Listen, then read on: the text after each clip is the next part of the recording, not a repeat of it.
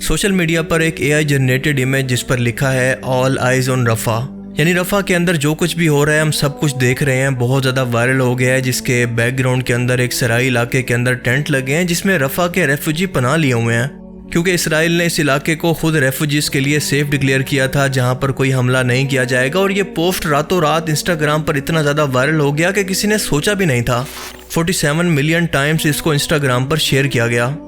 اس ایک پوسٹ نے پوری دنیا کے اندر اتنا امپیکٹ کریٹ کیا، اسرائیلی حکومت پر اتنا پریشر بنایا کہ مجبور ہو کر انہیں بھی ایک جوابی تصویر اسے کاؤنٹر کرنے کے لیے بنانا پڑی، جس پر لکھا تھا کہ اکتوبر 7 کے وقت، یعنی جب حماس نے اسرائیل پر حملہ کیا تھا، تب تم لوگوں کی آنکھیں کہاں تھی جب ہمارے 1200 کے قریب شہری مارے گئے اور 250 کے قریب لوگوں کو حماس نے قیدی بنا لیا۔ اسرائیلی فوج نے 6 مہینے پہلے حماس سے بدلہ لینے کے بہانے جس قدر بے دردی سے فلسطینیوں کا قتل عام شروع کیا ہے، اس کے اندر تقریباً 40,000 کے قریب بے گناہ لوگ اپنی جان دے چکے ہیں، جن کے اندر زیادہ تر بچے، عورتیں اور ایسے نوجوان شامل ہیں جن کا اس جنگ سے کوئی لینا دینا ہی نہیں تھا۔ اسرائیل کے اس حملے کا آغاز نارتھ غزہ سے ہوا، جس کے بعد یہاں کی آبادی نے غزہ سٹی کا رخ کیا، اور جب یہاں پر بھی اسرائیل نے اٹیک کیا تو یہ لوگ اپنی جان بچا کر دیر البلا کے اندر پہنچ گئے۔ جب یہاں پر بھی اٹیک ہوا تو یہ لوگ خان یونس چلے گئے، اور آخر میں یہ سب لوگ ریفیوجی کے طور پر رفح کے قریب ڈسٹرکٹ جبیالہ میں آ کر رہنے پر مجبور ہو گئے۔ اس پر بھی اسرائیل نے حملہ کر دیا۔ اس وقت پورے غزہ کے اندر 8 کے قریب ریفیوجی کیمپ موجود ہیں، جن کے اندر آپ میپ پر دیکھ سکتے ہیں کہ لوگوں کی کتنی زیادہ تعداد موجود ہے۔ سب سے زیادہ تقریباً 1 لاکھ کے قریب ریفیوجیز جبیالہ اور رفح کے علاقے کے اندر موجود ہیں، اور اب کی بار یہ حملہ رفح کے ریفیوجی کیمپ کے اندر ہوا ہے۔ غزہ کی پٹی کے اس 40 کلومیٹر کے علاقے کے اندر تقریباً 15 لاکھ کے قریب پاپولیشن موجود ہے، جو کہ ایک جیل جیسی جگہ کے اندر قید ہے، جہاں ان کے ایک طرف میڈیٹرین سی موجود ہے تو دو طرف سے اسرائیلی ٹینکوں نے ان کو گھیر رکھا ہے، جیسا کہ آپ میپ میں دیکھ سکتے ہیں۔ اور ساؤتھ سائڈ پر رفح کے ساتھ مصر کا بارڈر موجود ہے، جسے اس نے مکمل طور پر سیل کر رکھا ہے۔ یہ ریڈ نشان ان تمام حملوں کو دکھا رہے ہیں جو کہ اب تک اسرائیل غزہ کی پٹی کے اندر کر چکا ہے۔ رفح میں جہاں پر عام نہتے معصوم لوگ پناہ لیے ہوئے تھے جن کا اس جنگ سے کوئی تعلق ہی نہیں تھا، وہاں پر بنا کسی وارننگ کے اچانک سے ایئر اسٹرائک کر دی گئی، جس کی وجہ سے ان کیمپوں میں آگ لگ گئی اور 200 کے قریب لوگ مارے گئے، جبکہ کئی سو کے قریب لوگ زخمی ہو گئے۔ 200 کے قریب بے گناہ لوگوں کی جان لینے کے بعد اور کئی سو کو زخمی کرنے کے بعد اسرائیلی وزیر اعظم کا اس پر یہ موقف تھا کہ ہمارا ایسا کوئی ارادہ نہیں تھا، یہ دراصل ہماری ایک ٹیکنیکل غلطی تھی اور ہم اس حملے کی تحقیقات کر رہے ہیں، کیونکہ ہماری اطلاعات کے مطابق ان میں سے ایک کیمپ کے اندر بارودی سامان موجود تھا جنہیں ہمیں ختم کرنا تھا،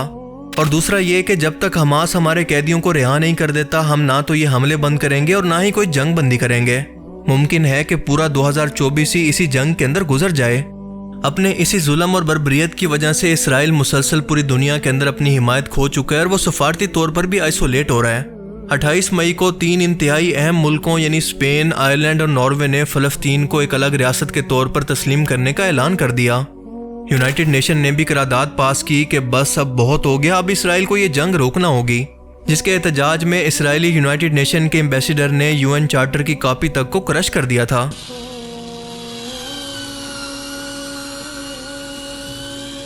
You are shredding the UN Charter with your own hands. اندازہ لگائیں کہ یہ لوگ نفرت کے اندر کس حد تک بھرے ہوئے ہیں۔ ساؤتھ افریقہ جو کہ ایک نان مسلم ملک ہے، اس نے عالمی عدالت کے اندر اسرائیل کے ظلم کے بعد اس پر وار کرمنل ہونے کا کیس کر دیا اور کروڑوں ڈالر لگا کر یہ مقدمہ عالمی عدالت میں جیت بھی لیا۔ انٹرنیشنل کورٹ آف جسٹس نے نیتن یاہو کو وار کرمنل قرار دے کر اس کے اریسٹ وارنٹ بھی جاری کر دیے ہیں۔ اب اس فیصلے پر عمل ہو یا نہ ہو، لیکن دنیا نے فلسطین کا ایک الگ ریاست ہونے کا مقدمہ قبول کرنا شروع کر دیا ہے۔ اب اس کی وجہ یہ نہیں ہے کہ راتوں رات ان بے حس حکمرانوں کی غیرت جاگ گئی ہے یا پھر انہیں اپنی غلطی کا احساس ہو گیا ہے، بلکہ ان کی عوام نے ان کا جینا حرام کر دیا ہے۔ اسرائیل کے حمایت یافتہ ہر ایک ملک اور شہر کے اندر لگاتار فلسطین کے حق اور اسرائیل کے خلاف مظاہرے ہو رہے ہیں، اور اسی وجہ سے یورپی اور مغرب ملک کی حکومتیں پریشان ہیں اور یہ فیصلہ کرنے پر مجبور ہو گئی ہیں، کیونکہ جمہوریت کے اندر اصل طاقت عوام ہی ہوا کرتے ہیں۔ امریکہ جیسے اتحادیوں نے بھی رفح پر حملے کے اندر اسرائیل کی مدد کرنے سے انکار کر دیا، اور لندن کے اندر تو حال ہی میں کچھ دن پہلے ہنگاموں کی وجہ سے تقریباً 3 پولیس والے زخمی ہو گئے اور 40 مظاہرین کو اریسٹ کیا جا چکا ہے۔ یہ خبر صرف 3 دن پہلے کی ہے۔ 500 کے قریب لوگ اس مظاہرے کے اندر شریک تھے، جبکہ فرانس، جرمنی، کینیڈا اور آسٹریلیا کے اندر بھی بالکل یہی صورتحال ہے۔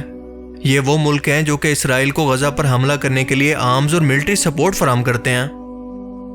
عالمی طور پر آئسولیٹ ہونے کے بعد جب رفح کے عام شہریوں پر جو کہ ٹینٹوں کے نیچے جان بچا کر خود کو اور اپنے بچوں کو بچائے ہوئے تھے ان پر حملہ کیا گیا، اچانک سے ان پر ایئر اسٹرائک کی گئی، تو جو انٹرنیشنل سیلیبریٹیز کبھی اسرائیل کو اس جنگ کے اندر سپورٹ کیا کرتی تھی، انہوں نے بھی اسرائیل کے خلاف اس پوسٹ کو اتنا شیئر کرنا شروع کر دیا کہ دیکھتے ہی دیکھتے یہ جنگل کی آگ کی طرح پوری دنیا کے اندر پھیل گئی۔ ان سیلیبریٹیز کے اس پوسٹ کو شیئر کرنے کی وجہ سے اس کو اتنی ریچ ملی کہ عام لوگوں کو بھی پتہ چل گیا کہ رفح کے اندر اسرائیل کیا ظلم کر رہا ہے، بے گناہ نہتے فلسطینیوں کی نسل کشی کی جا رہی ہے اور اصل حقائق کیا ہیں جو کہ انٹرنیشنل میڈیا آپ کو نہیں دکھا رہا، اور یہ کہ مزید اگر تم نے یہی ظلم جاری رکھا تو پوری دنیا تمہارے خلاف ایک ہو کر اکٹھا ہو جائے گی۔ ہالی ووڈ سیلیبریٹیز دوا لپا، لیوس ہیملٹن، گیگی اور بیلا حدید نے اس کو شیئر کیا۔ حالانکہ امریکہ اسرائیل کا سب سے بڑا اتحادی ہے، اور امریکہ نے رفح پر اس حملے کے بعد یہ جسٹیفیکیشن دی ہے کہ رفح پر حملہ کر کے اسرائیل نے کوئی ریڈ لائن کو کراس نہیں کیا۔ وہ امریکہ ہی ہے جو کہ اس حملے کے لیے 66% تک ہتھیار اسرائیل کو فراہم کرتا ہے، جس کے بعد دوسرے نمبر پر جرمنی اور تیسرے پر اٹلی کا نمبر ہے۔ اس کے علاوہ انڈین بالی ووڈ ایکٹرز جو کہ اب تک اس مسئلے پر خاموش تھے، انہوں نے بھی اس تصویر کو شیئر کیا جو کہ کافی حیران کن تھا، کیونکہ بھارتی ریاست اس معاملے پر حماس کے حملے کو اسرائیل پر ٹیررسٹ اٹیک مانتی ہے، لیکن ساتھ ساتھ اس کے 2 اسٹیٹ سلوشن کی بھی حامی ہے۔ یعنی ان سیلیبریٹیز نے اپنی اسٹیٹ کے موقف پر بھی اعتراض کیا، جو کہ کافی جرأت کی بات ہے۔ یہی وہ پریشر ہے جو کہ اب اسرائیل کے لیے برداشت کرنا انتہائی مشکل ہو گیا ہے، کیونکہ یہ ایک تصویر ان کے اعصاب پر سوار ہو گئی ہے۔ اسی لیے میں آپ سے کہتا ہوں کہ آپ کی جتنی بھی حیثیت ہو، آپ سوشل میڈیا پر اس کے متعلق آواز اٹھائیں، کیونکہ ایک ایک آواز مل کر پوری دنیا کے اندر انقلاب لا کر ان کی سوچ کو بدل سکتی ہے۔ ایسے لوگوں کے دماغ کو بھی بدلا جا سکتا ہے جن کو ان کے بکاؤ میڈیا نے ہپنوٹائز کیا ہوا ہے۔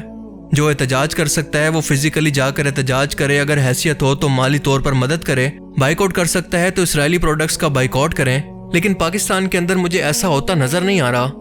میں آپ سے اپنا کل کا ہی پرسنل ایکسپیرینس شیئر کرتا ہوں کہ کل مارکیٹ جانے کا اتفاق ہوا تو KFC کی فرنچائز پر رش اور گاڑیوں کی تعداد کو دیکھ کر مجھے اپنی آنکھوں پر یقین ہی نہیں آیا کہ ہم مسلمان بحیثیت قوم اتنا بے حس کیسے ہو سکتے ہیں، پر ایسا ہی ہے۔ ریاست کی طرف سے تو ہمارے پاس اتنا حق بھی نہیں ہے کہ ہم اپنے ملک کے اندر اسرائیل کے خلاف اور فلسطین کے حق میں احتجاج بھی ریکارڈ کروا سکیں۔ سعودی عربیہ نے تو ویسے بھی اسرائیل کے خلاف کچھ بھی پوسٹ کرنے پر پابندیوں اور سزا کا اعلان کر دیا ہے، لیکن یاد رکھیں کہ یہ سب کچھ تاریخ کا حصہ بن رہا ہے، اور ہماری آنے والی نسلیں حکمرانوں کو اور دنیا کی اس بے حسی کو کبھی بھی نہیں بھولیں گی کہ ہمارے رسول صلی اللہ علیہ وآلہ وسلم تو ہمیں ایک جسم بنا کر گئے تھے، لیکن تم نے ہمیں اس مشکل وقت کے اندر اکیلا چھوڑ دیا۔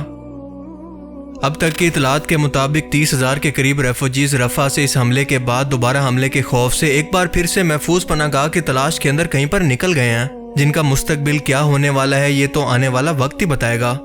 لیکن تب تک آپ نے اور میں نے اپنے حصے کا فرض ضرور پورا کرنا ہے، کیونکہ جتنا ہو سکے اپنی آواز کو بلند کر کے یہ بتانا ہے کہ آپ حق کے ساتھ ہیں، اپنے مسلمان بہن بھائیوں کے درد کے اندر شریک ہیں، اور ہم تم لوگوں کو بھولے نہیں ہیں، ہم ہمیشہ تمہارے ساتھ ہیں۔ اللہ تعالیٰ ہمیں سمجھنے کی اور نیک عمل کرنے کی توفیق عطا فرمائے، آمین۔ باقی آپ اس بارے میں کیا سوچتے ہیں، اپنی قیمتی رائے کا اظہار کمنٹ سیکشن میں ضرور کریں۔ Thanks for watching this video. اللہ حافظ۔